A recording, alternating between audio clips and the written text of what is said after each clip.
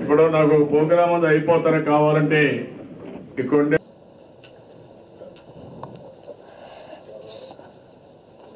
Sir నమస్తే.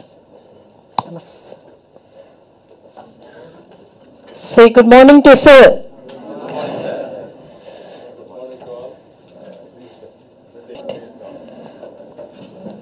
Education వ్యవస్థలో ఒక నూతన వరవడిని ఇది మొట్టమొదటిసారిగా స్టేట్లో టాప్ ర్యాంకర్స్ని మనం ఈరోజు అప్రిషియేట్ చేసి వాళ్ళ టాలెంట్ ఇంతకుముందు ఎప్పుడు కూడా ర్యాంక్స్ వస్తూ ఉన్నాయి, వెళ్ళిపోతూ ఉన్నారు స్టూడెంట్స్.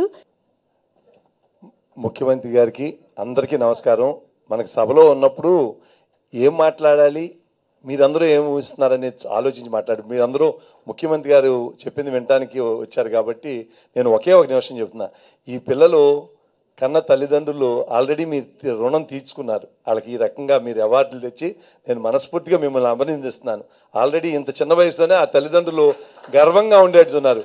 మీకు ఇట్లాంటి అట్మాస్ఫియర్ క్రియేట్ చేసి మనందరినీ ఇక్కడికి పిలిచి మిమ్మల్ని గౌరవిస్తూ ఉన్న సొసైటీలో ముఖ్యమంత్రి గారు ఒక ఏది చూసినా చూడండి, మంచి జరిగింది మంచిని పొగుడతారు, ఇంకా 10 మంది మంచి చేయాలని. ఎక్కడైనా చెడు జరిగితే చెడుని ఖండిస్తారు, ఇంకెవరో చేయకూడదు. అట్లా ముఖ్యమంత్రి గారు ఇట్లా మనం ఇట్లా తెచ్చుకుంటే ముఖ్యమంత్రి గారు పిలిచి గౌరవిస్తారని ఒక కొత్త వరవడిని తీసుకొచ్చినందుకు ఒకసారి మనందరం లేచి ముఖ్యమంత్రి గారికి అర్థాల దొలతో అభినందిస్తారని చెప్తూ మీ అందరి దగ్గర సెలవు తీసుకున్నాను. జై హింద్.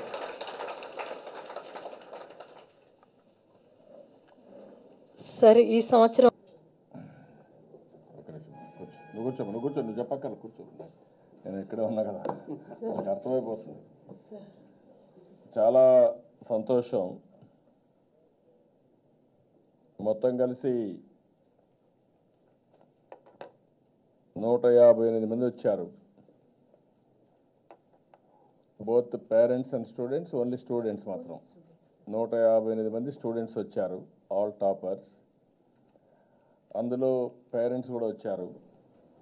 ఇప్పుడు మీరు చూసి జేఈ మెయిన్లో 3 వచ్చారు, EAMCET engineering 20, EAMCET agriculture medical 20, intermediate first ఇయర్లో MPC, BiPC, BPC and MEC, CEC, HEC 10 చొప్పున 50 మంది వచ్చారు. సెకండ్ ఇయర్లో సేమ్ అన్ని గ్రూపుల్లో 10 చొప్పున 50 మంది వచ్చారు. సోషల్ వెల్ఫేర్ డిపార్ట్మెంట్ నుంచి 7 మంది వచ్చారు. ట్రైబల్ వెల్ఫేర్ 8 మంది వచ్చారు. మొత్తం మీరు చూస్తే ఇప్పుడు ఒక 7 మంది మాట్లాడారు. షేక్ షర్మిల, పొదిలి గ్రామం, ఒక ఆర్డినరీ ఫ్యామిలీ, స్టేట్లో ఫస్ట్ ర్యాంక్. అంటే మీరు గుర్తుపెట్టుకోవాల్సింది, ఒక పేదరికం మెరిట్కి అడ్డు రాదు, నెంబర్ 1.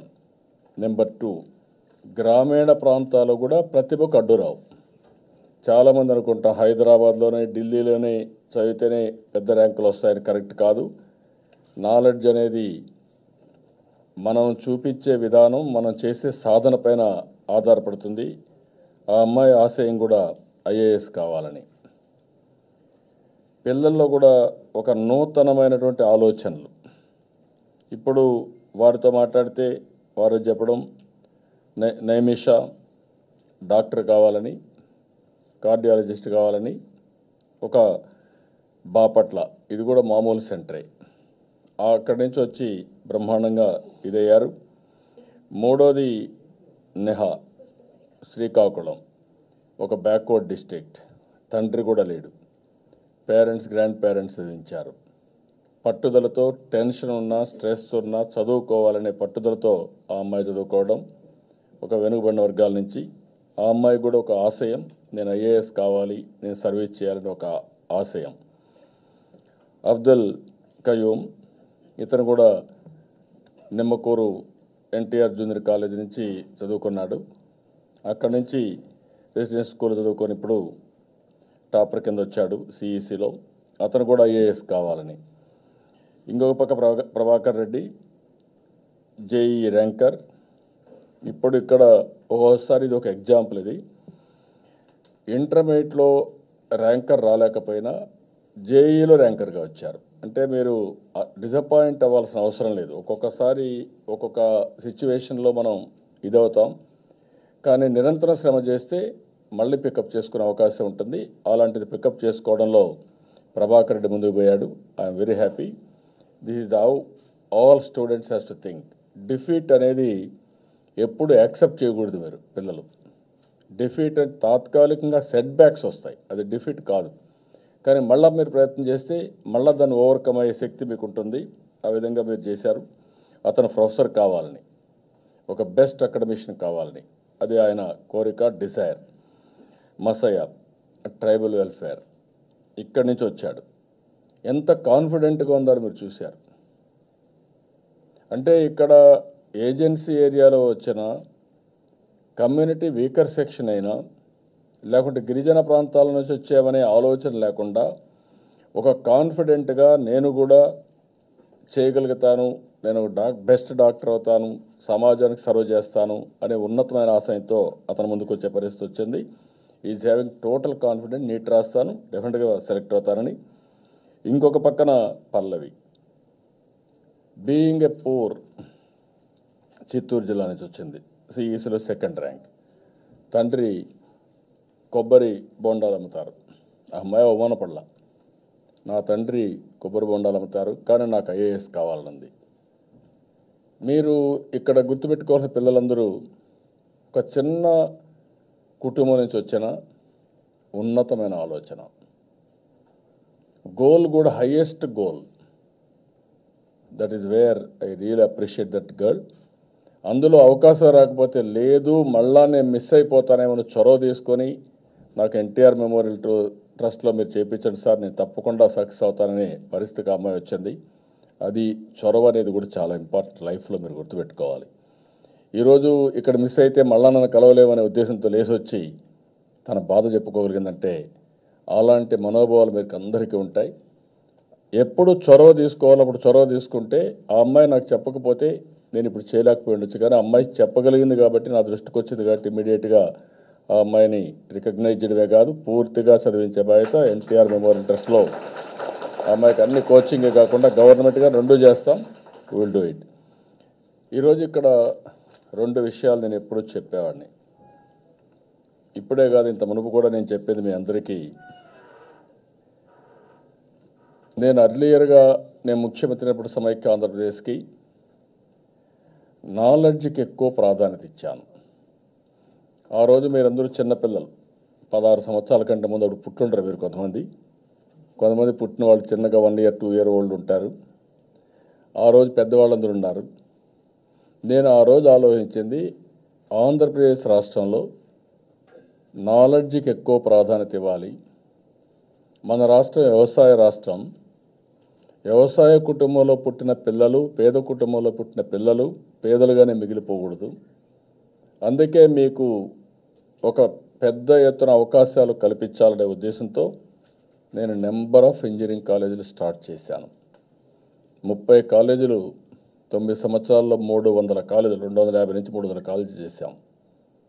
9, 6, 8 మెడికల్ కాలేజీలు ఉంటే 30-32 మెడికల్ కాలేజీలు చేశాం. నాలెడ్జ్ హబ్కి ప్రాధాన్యత ఇచ్చాను. మళ్ళీ అక్కడి నుంచి నేను నెక్స్ట్ స్టెప్కు మీరు చూస్తే ప్రపంచంలో ఉండే ఐటీ కంపెనీస్ అన్నీ తీసుకొచ్చాను. అవన్నీ హైదరాబాద్లో పెట్టించాం. అప్పట్లో రూరల్ ఏరియాకి రామంటే హైదరాబాద్లో పెట్టారు. చాలామంది మన పిల్లలంతా అక్కడ ఉద్యోగాలు చేశారు. అక్కడి నుంచి నేను జిల్లాలకు వచ్చినప్పుడు చెప్పేవాడిని, ఎప్పటికప్పుడు ఇదే మరి పేరెంట్స్తో మాట్లాడేవాడిని, మీ పిల్లలకు ఎంత ఆస్తి ఇచ్చారనేది ముఖ్యం కాదు, ఎంత బాగా చదివిచ్చారనేది ముఖ్యం. ఆశిస్తే ప్రయోజకులైతే కొంతవరకు కాపాడుకుంటారు, అప్రయోజకులైతే పోగొట్టుకుంటారు. కానీ మీరు నాలెడ్జ్ ఇస్తే మాత్రం మీ పిల్లలు ప్రపంచంలో ఏదైనా సాధిస్తారని ఆ రోజు నేను చెప్పాను.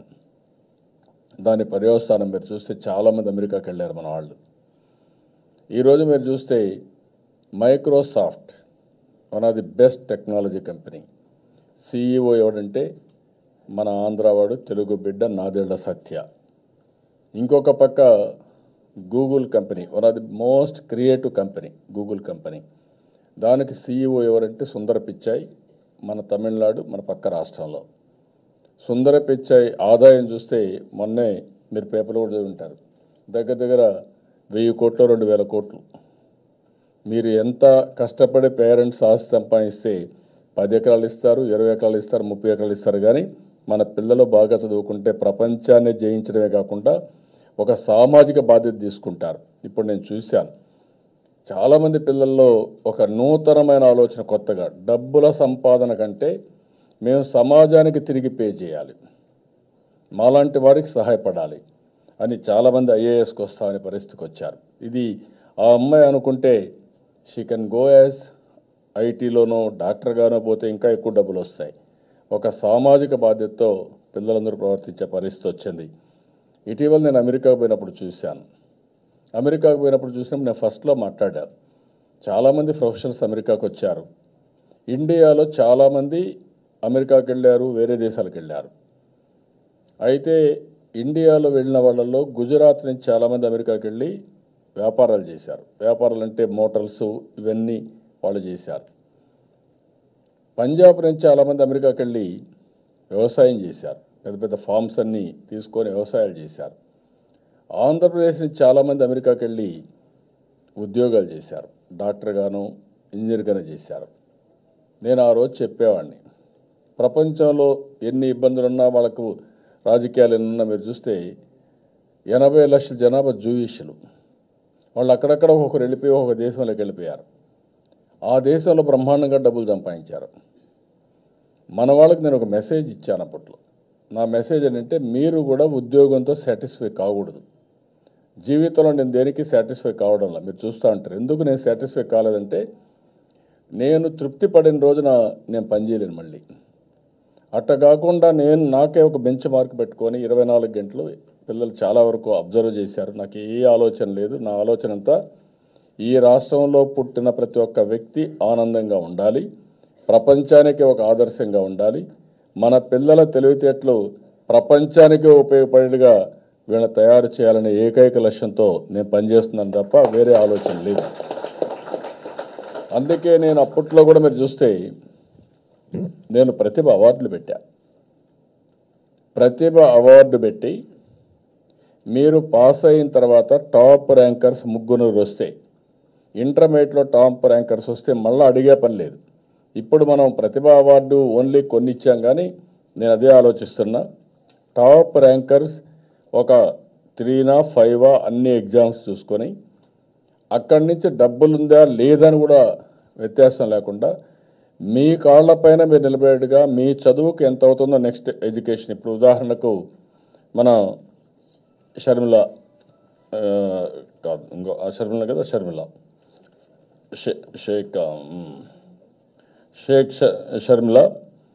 షర్మిల అడిగినట్టు ఇప్పుడు పిట్స్ పిలానికి పోవాలి, దానికి ఒక 20 లక్షలు అవుతుంది. తల్లిదండ్రులపైన ఆధారపడకుండా మీరు బాగా చదువుకున్నారు కాబట్టి మీకు ఎంత ఖర్చు అవుతుందో ఆ ఖర్చు గవర్నమెంట్ ఇచ్చేట్టుగా మీరు అడిగితే ఇవ్వడం కాకుండా బై ప్రమోషన్ అంటే తప్పకుండా ఇచ్చే విధంగా ఒక జీవో తీసుకొస్తాను. 100% మీకు ఆ డబ్బులు వస్తుంది. ఇంకొకరు ఎవరైనా 10th క్లాసులో ఇది చేసుకుంటే ఇంటర్మీడియట్లో, ఇంకొకరు ఎవరైనా విదేశాల్లో బ్రహ్మాండంగా చేయగలిగితే వాళ్ళకి ఇవ్వడం. ఇప్పుడు నేను విదేశీ విద్యకు కూడా పెద్ద ఎత్తున డబ్బులు ఇస్తున్నాం. అలాంటివన్నీ కూడా మనం వర్కౌట్ చేస్తాం. నేను చాలామంది పిల్లలందరినీ మిమ్మల్ని చూసిన తర్వాత ఈరోజు చూస్తే ఇటీవల చాలా ఎడ్యుకేషన్లో మనం చూసినప్పుడు జేఈఈ చూశాను. జేఈఈలో మెయిన్ ఎగ్జామ్స్ మాత్రం అయినప్పటికీ ఇంకా మిగిలినటిని కావాల్సిన అవసరం ఉంది. 100లో 15 మెంబర్స్ మన వాళ్ళే ఉన్నారు. ఇంకొక పక్కన టాప్ 3 స్టూడెంట్స్ 20లో మన వాళ్ళే టాప్ 3కి వచ్చారు. ఇంకొక పక్క 1,70,000 మంది రాస్తే 1,70,000 మంది రాస్తే 1,23,974 మంది క్వాలిఫై అయ్యారు. అందులో కూడా అరౌండ్ 16% క్వాలిఫై అయిన వాళ్ళు మన వాళ్ళే ఉన్నారు. ఆంధ్రప్రదేశ్ జనాభా 4%, క్వాలిఫై అయింది 16% అయ్యారు. లాస్ట్ ఇయర్ ఇంకా ఎక్కువ వచ్చారు. ఈ ఇయర్కి ఏదో కారణాల వల్ల వాళ్ళు ఎప్పటికప్పుడు ఒకప్పుడు ఉండేది పిట్స్ పిల్లని, ఒకప్పుడు అంతా మన వాళ్ళే ఉండేవాళ్ళు. అప్పుడు అనేవాళ్ళు ఇది తెలుగు ఆంధ్రప్రదేశ్ బిలానీగా తయారైపోయిందని మార్పులు తీసుకొచ్చారు, ఎట్లా ఇది చేయాలని. మళ్ళీ వాళ్ళు మార్పులు తీసుకొచ్చారు, మన వాళ్ళు ఎక్కువ వచ్చారు, 60-70% వచ్చే పరిస్థితికి వచ్చారు. అంటే దాన్ని బట్టి మీరు ఆలోచించాల్సింది మెరిట్ అనేది మన పిల్లల్లో చాలా పెద్ద ఎత్తున ఉంది, పట్టుదల ఉంది. తల్లిదండ్రులు నేను చూస్తూ ఉంటాను, పిల్లలు పరీక్షలు రాస్తారు, తల్లిదండ్రులు పిల్లల కంటే ఎక్కువ టెన్షన్ పడుతూ ఉంటారు. మా అమ్మాయి సరిగా రాసిందా, మా అబ్బాయి సరిగా రాశాడా, వీడికి మళ్ళీ పరీక్షల్లో మంచి ర్యాంక్ వస్తుందా లేదని మీరు కూడా టెన్షన్ పడడం. రాత్రిలో వాళ్ళు నిద్రపోకుండా చదువుతా అంటే మీరంతా వాళ్ళకి కాఫీ ఇచ్చి మీరు మేలుకొని వాళ్ళ నుంచి వాళ్ళని చదివించడం. ఆ విధంగా మీరు కూడా పేరెంట్స్ చాలా కష్టపడతారు, చాలా బాగా చేశారు. నిన్న కూడా తెలంగాణలో టీఎస్ ఎంసెట్ జరిగింది. ఎంసెట్ జరిగితే 6 ర్యాంకులు ఈ పిల్లలకే వచ్చాయి. 10లో 6 ఇక్కడి వాళ్ళకి వచ్చాయి, 3 అక్కడి వాళ్ళకి వచ్చాయి, 1 తమిళనాడుకి సంబంధించిన వాళ్ళకి వచ్చింది. టీఎస్ ఎంసెట్లో అగ్రికల్చర్ ఫార్మసీ చేస్తే అందులో కూడా టాప్ 10లో 5 ర్యాంకులు ఇక్కడ వాళ్ళకి వచ్చాయి. ఇప్పుడు మీరు తమిళనాడుకి వెళ్ళినా, ఏదైతే విట్ కానీ ఎస్ఆర్ఎంకి వెళ్ళినా, లేకపోతే కర్ణాటకకి వెళ్ళినా, ఇండియాలో ఎక్కడ ఇన్స్టిట్యూషన్స్కి వెళ్ళినా అంతా తెలుగు వాళ్ళే ఉన్నారు. అంటే మీలో ఆ జెనెటిక్స్లోనే అది వచ్చేసింది, పట్టుదల, చదువుకోవాలి అనేది వచ్చింది. I'm very happy for that. అదే మరి ఇక్కడికి వచ్చినప్పుడు మీరు చూస్తే గిరిజన పాఠశాలలు నేను చాలా మార్పులు తీసుకొస్తున్నా ఎడ్యుకేషన్లో. నా ఆలోచన అంటే ఎడ్యుకేషన్కి ఎక్కువ ప్రాధాన్యత ఇవ్వాలి. ఎంత ఎడ్యుకేషన్కి ప్రాధాన్యత ఇస్తే ఫ్యూచర్ అంత బాగుంటుంది. ఇప్పుడు మీరు ఒకసారి ఇన్స్టిట్యూషన్స్ కొత్తగా వచ్చాం, 2014లో బైఫర్కేషన్ అయింది. నేను పెట్టిన ఇన్స్టిట్యూషన్స్ అన్నీ హైదరాబాద్లో ఉన్నాయి. ఐఎస్బి నేనే తీసుకొచ్చాను, IIIT నేనే పెట్టాను, ఉర్దూ యూనివర్సిటీ తీసుకొచ్చాను. అక్కడి నుంచి ఆల్ ఇంజనీరింగ్ కాలేజెస్ హైదరాబాద్ చుట్టుపక్కల చూస్తే 100 ఇంజనీరింగ్ కాలేజీలు, అదే మరి మెడికల్ కాలేజీలు వచ్చాయి. ఇప్పుడు మళ్ళీ ఇక్కడికి వచ్చిన తర్వాత స్టార్ట్ చేశాం. ఇప్పుడు ఇక్కడ స్టార్ట్ చేసిన తర్వాత గవర్నమెంట్ ఆఫ్ ఇండియా బైఫర్కేషన్లో కొన్ని ఇన్స్టిట్యూషన్స్ ఇచ్చారు. ఐఐటి, ఐసర్ అవి 2 తిరుపతిలో వస్తున్నాయి. అదే మరిగా ఇంకొక పక్కన మీరు చూస్తే ఎన్ఐటి ఇది తాడేపల్లిగూడెంలో వస్తూ ఉంది. ఇంకొక పక్క IIIT it is coming in Kurnool. ఇంకొక పక్కన IIM it is coming in Visakhapatnam. ఇంకొక పక్క సెంట్రల్ యూనివర్సిటీ అనంతపూర్లో వస్తుంది. ట్రైబల్ యూనివర్సిటీ ఇన్ విశాఖపట్నంలో వస్తూ ఉంది. ఇవి కాకుండా ఒక 5-6 ఫంక్షనల్ యూనివర్సిటీ తీసుకొస్తున్నాం. Petroleum university government of India ద్వారా విశాఖపట్నంలో వస్తూ ఉంది. ఎనర్జీ యూనివర్సిటీ అనంతపూర్లో పెడుతున్నాం. స్పోర్ట్స్ యూనివర్సిటీ అమరావతిలో పెడుతున్నాం. హాస్పిటాలిటీ యూనివర్సిటీ తిరుపతిలో పెడుతున్నాం. ఇంకొక పక్కన వాటర్ రిసోర్స్ యూనివర్సిటీ ఒకటి అమరావతిలో పెడుతున్నాం. ఇలాంటివి వేరియస్ యూనివర్సిటీ, లాజిస్టిక్స్ యూనివర్సిటీ కాకినాడలో పెడుతున్నాం. ఇవన్నీ కూడా ఫంక్షనల్ యూనివర్సిటీస్. మీరు మామూలుగా చదువుకున్న తర్వాత ప్లెయిన్ కోర్సెసే కాకుండా, లేకుంటే డిగ్రీస్ కాకుండా డెవలప్మెంట్స్ మారుతున్నాయి. మారినప్పుడు ఎలాంటి యూనివర్సిటీస్ పెట్టాలనో ఆ ఫంక్షనల్ యూనివర్సిటీస్ కూడా ఇక్కడికి తీసుకొస్తున్నాం. ఇంకొక పక్కన ఫంక్షనల్ యూనివర్సిటీస్లో మీరు ఇంకొక పక్కన చూస్తే నేను ఆలోచించింది, ఇక్కడికి వచ్చినప్పుడు మన దగ్గర కొన్ని ప్రైవేట్ యూనివర్సిటీలు వచ్చాయి.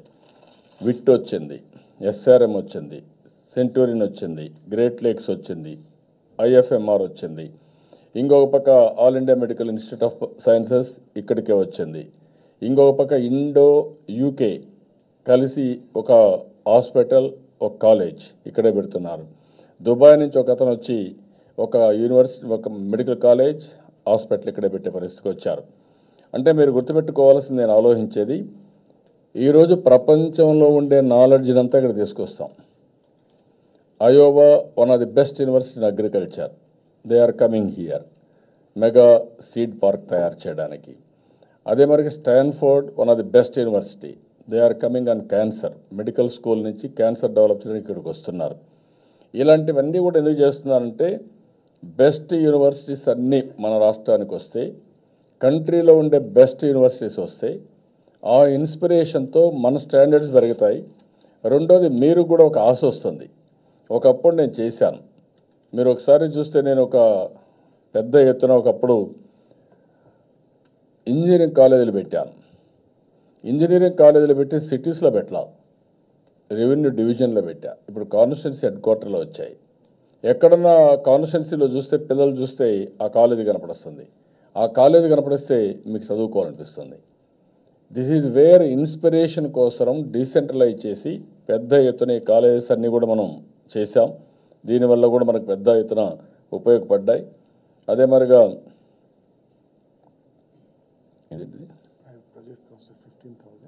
మనకు మొత్తం ప్రైవేట్ యూనివర్సిటీస్ కానీ ఇవన్నీ కూడా మనం చూస్తే 1,66,147 మంది పిల్లలు చదువుకోవడానికి 10 ఏళ్లలో మొత్తం కాస్ట్ చూస్తే 16,000 కోట్ల రూపాయల పెట్టుబడులు వచ్చే విధంగా మనం ఇవన్నీ కూడా స్టార్ట్ చేశాం. ఇప్పుడు ఏం రే మైక్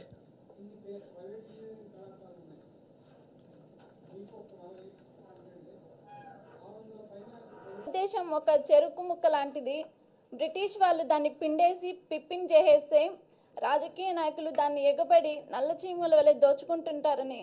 కానీ నాకు చూస్తే సార్ని చూస్తే ఒక్కొక్కసారి అనిపిస్తుంది అది తప్పేమో అని. సారు మార్నింగ్ లేచినప్పటి నుంచి నైట్ పడుకునే వరకు నేను షెడ్యూల్ ఒకసారి లర్న్ చేశాను. ఎప్పుడు పీపుల్ అంటుంటారు. నేను కూడా సివిల్ సర్వీస్ చేసి సార్లో 0.0% అయినా సర్వీస్ చేయాలనుకుంటున్నాను. నాలాంటి పేదలకి నాలాంటి పొజిషన్ కన్నా ఇంకొంచెం డెవలప్ అయ్యేలా చూస్తాను.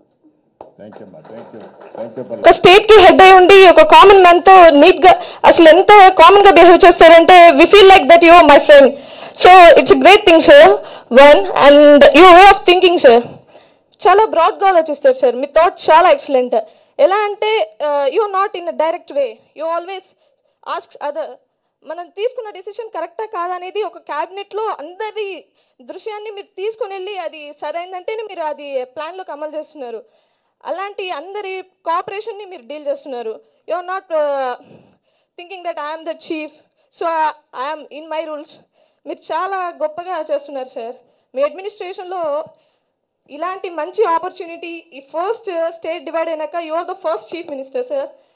అండ్ అలాంటి దాంట్లో నేను ఈరోజు స్టేట్ ఫస్ట్ వచ్చి ఇక్కడికి వచ్చి నిలబడి మాట్లాడుతున్నాను. It's a prestigious day sir. This is my first success. I'm remembering that. And I have first also talking to you sir.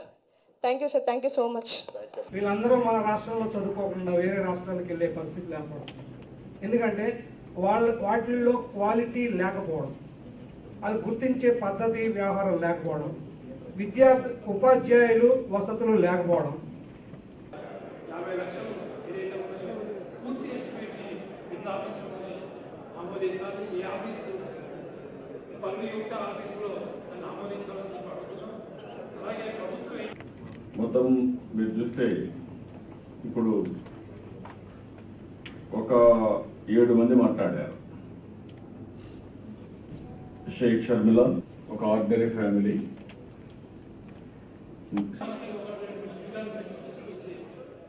వాటి మీద ప్రభుత్వం యొక్క స్పందన ప్రభుత్వం పరిష్కరించే దిశగా వాళ్ళని చేయాలనే ఉద్దేశంతో ఈ సమావేశాన్ని ఒక పేదరికం మెరిట్ కట్టురాలు నెంబర్ 1.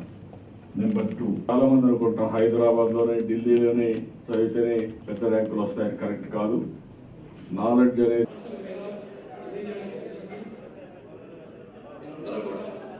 చాలా నిశ్శబ్దంగా సౌండ్ ఇంట్రాప్ సైలెన్స్ వాళ్ళు ఎవరైతే రాలేదు ఈరోజు ఇక్కడ సమావేశానికి. నెక్స్ట్ అబ్దుల్ కయ్యూం పేరెంట్స్ తోటి Moses twinkle. Next Prakash Reddy.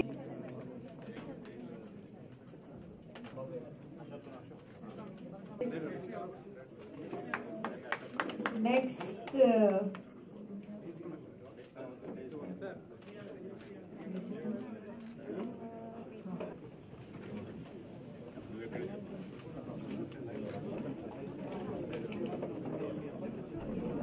engineering state first rank Mohan so he is Indorande.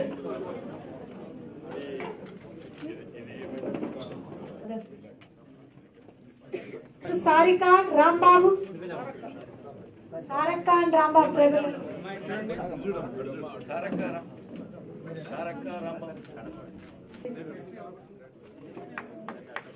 next